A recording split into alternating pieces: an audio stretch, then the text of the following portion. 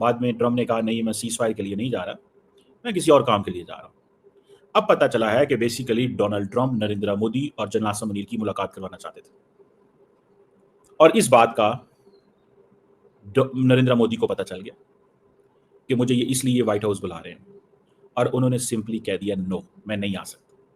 और उसके बाद फिर एक हिस्ट्री है जिस चीज को थोड़ा सदर ट्रंप कई बार मसला कश्मीर पर सालिसी की पेशकश कर चुके, क्या उन्हें मोदी की इजाजत की जरूरत है? शर्मनाक है, क्या कर रहे हैं आप लोग, खुदा का खौफ करना चाहिए। मैं नहीं समझता ये मानेंगे, मैं समझता हूँ एक जबरदस्त एक अपॉर्चुनिटी मिला है। और मैं आपको एक और चीज बता कि पाकिस्तान से तनाज़े पर भारत तीसरे फरीक की सालिसी कबूल करता है और ना करेगा। मैं देख रहा हूँ कि इस वक्त डोनाल्ड ट्रंप साहब की भरपूर कोशिश ये है कि किसी ना किसी तरीके से किसी सेटलमेंट, किसी एग्रीमेंट की तरफ जाया जाए। उन्होंने ट्वीट भी किया है कि सून, फिर उन्होंने प्रेसिडेंट पुतिन के साथ एक डिस्कशन की है। उन्हें कहा है कि आप इसमें सालस बने, सालसी का किरदार अदा करें। और वो बल्कि इसमें मैं ये जरूर ऐड करना चाहूंगा, इस वक्त डोनाल्ड ट्रंप साहब की और अमेरिका की फॉरेन पॉलिसी स्टेक पर है और क्रेडिबिलिटी स्टेक पर है। अगर इसका जल्द से जल्द हल नहीं निकालते तो उसके बाद यूक्रेन जंग पे इसका असर पड़ेगा, गाजा पे असर पड़ेगा, बल्कि पाकिस्तान भारत जो एक अभी टाक शुरू होनी है, जिसके लिए डोनाल्ड ट्रंप साहब बार बार ये कहते हैं कि इनको टेबल पर लाया जाए, तो उस पे असर पड़ेगा। तो ये सारी चीजें बहुत इंपॉर्टेंट है, ये पाकिस्तान को इस पे सोचने की जरूरत है। और जो फॉरेन ऑफिस है, टीमी ब्रोस साहिबा क्या कहती है कि ट्रंप किसी साइड को भी, किसी फरीक को भी मसला कश्मीर पर सालिसी यानी मीडिएशन कबूल करने पर मजबूर नहीं कर सकते। ये ट्रंप और मोदी साहब की जब गुफ्तगू हुई है तो उसके बाद ये उनका स्टेटमेंट है। उनको पता चल गया कि भाई यहाँ पे मोदी साहब अगर कहेंगे कि नहीं तो फिर नहीं, कोई ये नहीं कह सकते कि नहीं हम किसी और से बात कर लेंगे, हम डॉक्टर जयशंकर से बात कर लेंगे, हम अमित शाह साहब से बात कर लेंगे, हम किसी और XYZ से बात कर लेंगे, तो चलो हमारा काम हो जाएगा, जैसे यहाँ पे होता है पाकिस्तान में। वो चीज नहीं है। अब बात सिर्फ इतनी सी है कि हम अपने आप को पेश तो करते हैं और ठीक है, एक बेहतर पोजीशन पे भी डिफेंस के हवाले से आया है पाकिस्तान, बाकी किसी चीजों के हवाले से नहीं है। बाकी किसी की जिंदगी में कोई फर्क नहीं पड़ा, खराब हुई होगी जिंदगी, बेहतरी नहीं आई। अगर कोई ये कहता है तो झूठ कहता है। इसीलिए 45% लोग पॉवर्टी लाइन से नीचे जिंदगी गुजार रहे, इसीलिए 22% लोग मतलब अनएम्प्लॉय हैं, कोई उनके पास जॉब नौकरी नहीं है। ये आम चीज तो नहीं है ना, बड़ी अहम चीज है थी। और उसमें जो है वो बात ये हुई है कि जो ऑपरेशन सिंदूर है वो अभी तक ख़त्म नहीं हुआ, वो ताहाल जारी है। और जो मीडिएशन है कश्मीर के ऊपर, वो किसी भी थर्ड पार्टी को मीडिएशन के ऊपर कबूल नहीं किया जाएगा। अब ये कश्मीर है या ये जो जंग हुई है अभी इसके ऊपर है, क्योंकि कश्मीर मैंने कह दिया, लेकिन अभी मैं उसको दोबारा जब चलाऊंगी तो पता चलेगा उन्होंने कश्मीर बात की है उन्होंने। लेकिन उन्होंने, देखिए मीडिएशन की जब बात होती है वो तो 2-3 है ना, इंडस वाटर ट्रीटी भी है। और इंडिया का हमेशा से स्टैंड ये है कि वो किसी भी अपने इशू पर किसी भी थर्ड पार्टी मीडिएशन को नहीं कबूल करेगा, तो उन्होंने ये कह दिया है। और ये जो है वो, यानी एक तो ये बात, सबसे बड़ी बात तो मेरे लिए इसके अंदर ये है कि ये बात कही तो जा रही थी इंडिया की तरफ से कि जी जो ऑपरेशन सिंदूर है वो ताहाल जारी है और अभी बंद नहीं हुआ, इज नॉट ओवर येट, और इसको न्यू इज नॉर्मल। लेकिन वो ये बात अमेरिका के सदर को भी कह देंगे, ये मुझे नहीं पता था।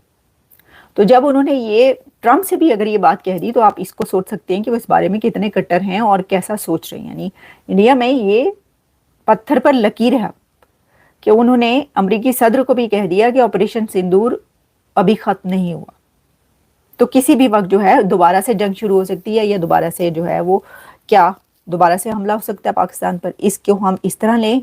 हेलो दोस्तों, स्वागत है आप सभी का हमारे चैनल पर एक बार फिर से। दोस्तों हम बात करने जा रहे हैं भारत और पाकिस्तान को लेकर, जहां दोस्तों भारत के प्रधानमंत्री ऑलरेडी G7 सम्मेलन में पहुंच चुके हैं। और उसके बाद में दोस्तों खबरें वहां से ये आ रही हैं कि जो अमेरिकी राष्ट्रपति डोनाल्ड ट्रंप है, उन्होंने भारत के प्रधानमंत्री से पूरे 35 मिनट तक बात करी। और जिसके बाद में दोस्तों ये बातें सुनने में आ रही हैं कि जिस तरह से उन्होंने बात करी, उसके बीच में उन्होंने कश्मीर के मुद्दे या फिर ऑपरेशन सिंदूर को लेकर भी बात करी, जिससे लेकर प्रधानमंत्री मोदी ने साफ साफ क्लियर कर दिया है, अमेरिकी राष्ट्रपति को दो टूक कह दिया है कि इसके बीच में किसी की भी मध्यस्थता भारत बर्दाश्त नहीं करेगा, ना तो कभी किसी की मध्यस्थता होगी इसमें, ना कभी हम आने वाले टाइम में करने देंगे। तो उस बात ऑपरेशन सिंदूर पर प्रधानमंत्री मोदी ने ये कहा है। हालांकि दोस्तों इस विषय पर भारत ने पूर्ण रूप से पूरी जो राजनीति है भारत की एक मत पे है, और भारत आतंकवाद को प्रावेशी बिल्कुल भी नहीं देगा, जिसमें बल्कि इसको युद्ध के रूप में ही देखता है। भारत का ऑपरेशन सिंदूर अभी भी जारी है और आगे भी जारी रहेगा पाकिस्तान के खिलाफ, ये सब कहना है दोस्तों प्रधानमंत्री मोदी का।